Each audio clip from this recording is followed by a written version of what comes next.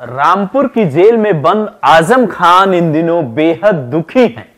दुखी इस बात पर हैं कि संभल का मुद्दा समाजवादी पार्टी संसद में जोर शोर से उठा रही है, लेकिन रामपुर के मुद्दे पर चुप्पी क्यों साधे हुए है। बाकायदा वो जेल से लेटर लिखते हैं। ऐसे बहुत कम मौके आए जब आजम खान ने जेल से इस तरीके की बातें, इस तरीके का कोई संदेश जारी किया हो।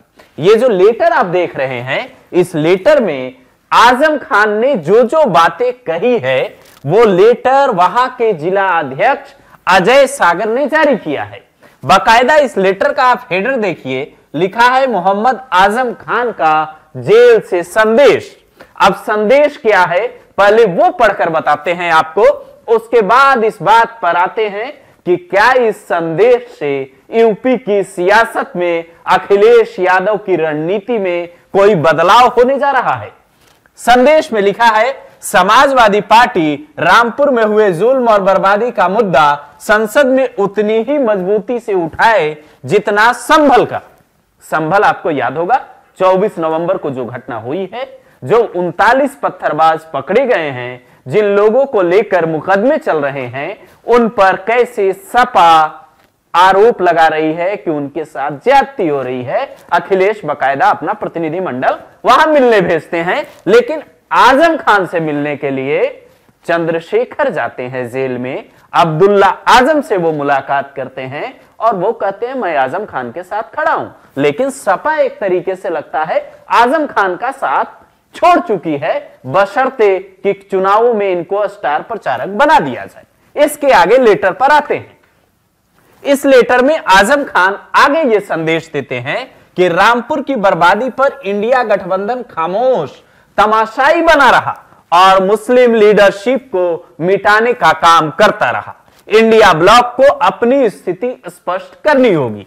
अपनी स्थिति इंडिया ब्लॉक को, इंडिया गठबंधन को क्लियर करनी होगी, अन्यथा मुसलमानों के हालात और भविष्य पर विचार करने के लिए मजबूर होना पड़ेगा। ये वो बात हो गई जैसे इंडिया गठबंधन को लेकर कोई रणनीति तय नहीं हो और इंडिया गठबंधन के कुछ नेता जो टोपी पहनते हैं, जिन्हें जालीदार टोपी पहनकर ये लगता है कि मुस्लिमों की सियासत वो कर रहे हैं, मुसलमान उन्हें अपना रहनुमा मानता है, ये उन लोगों के लिए बड़ी चोट की तरह है। और आजम खान सिर्फ इतना ही संदेश नहीं देते, बल्कि तीसरे पैरे में जो बात लिखी है उसे सुनकर आप और दंग रह जाएंगे। आजम खान ये कहते हैं कि मुसलमानों पर होने वाले हमले और उनकी मौजूदा स्थिति पर अपनी नीति इंडिया ब्लॉक को क्लियर करनी होगी। अगर मुसलमानों के वोट का कोई अर्थ नहीं है और उनके वोट का अधिकार उनकी नस्ल कुशी कर रहा है, तो उन्हें विचार करने पर मजबूर होना पड़ेगा कि उनके वोट के अधिकार को भी रहना चाहिए या नहीं। मतलब आजम खान ये कह रहे हैं कि मुस्लिमों को वोट का अधिकार मिले या नहीं, इस बात पर भी विचार होना चाहिए। आजम खान जैसा नेता रामपुर से लेकर समूचे यूपी में जिनकी तूती बोलती थी, वो आज जेल की सलाखों के पीछे से अगर इस तरीके की बातें कर रहे हैं, इस तरीके का संदेश दे रहे हैं, और चौथे पैरे में जो लिखते हैं वो और हैरान करने वाला है।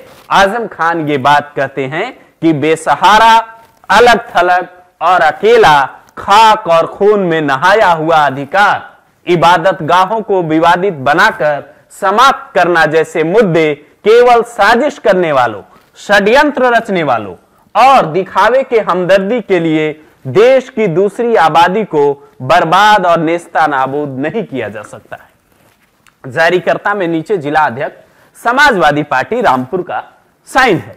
अब आजम खान ये बातें क्यों कर रहे हैं, जरा इस बात को भी समझिए। संभल में जिस तरीके से जो घटना हुई है और अखिलेश यादव की पार्टी ये मुद्दा उठा रही है, आजम खान ये बातें इसलिए कर रहे हैं क्योंकि ये एक तरीके से अकेले पड़ चुके हैं। जौहर यूनिवर्सिटी में जिस तरीके की कार्रवाई हो रही है, राजस्व विभाग की एक टीम बाकायदा कुछ ऐसी मशीनों के साथ गई थी जिससे जमीनों का जियो टैगिंग हुआ है, तो उसके बाद से और आजम खान को लगता है ये उम्मीद अब वो छोड़ चुके हैं कि जेल से बाहर शायद खुली हवा में सांस लेने का मौका कब मिलेगा, क्योंकि मुकदमों की जो फेहरिस्त है इनके ऊपर, चाहे वो घोटाले का मामला हो, चाहे वो मुर्गी चोरी, बकरी चोरी और तमाम केसेस हों, जिन आरोपों पर ये कभी हंसते हैं, कभी इन्हें अफसोस होता है, कभी बाहर आकर सलाखों से बाहर जब आए थे सलाखों के पीछे से, तो ये भी कह रहे थे कि हमें तो ऐसी जगह रखा गया था कि बगल में फांसी वाली कोठरी थी। तो आजम खान जेल के अंदर कभी रोते हैं, कभी खुद पर अफसोस करते हैं, कभी सपा का साथ छोड़ने पर इस तरीके का संदेश जारी करते हैं। अब आप तय कीजिए कि आजम खान के इस संदेश पर आप क्या कहेंगे।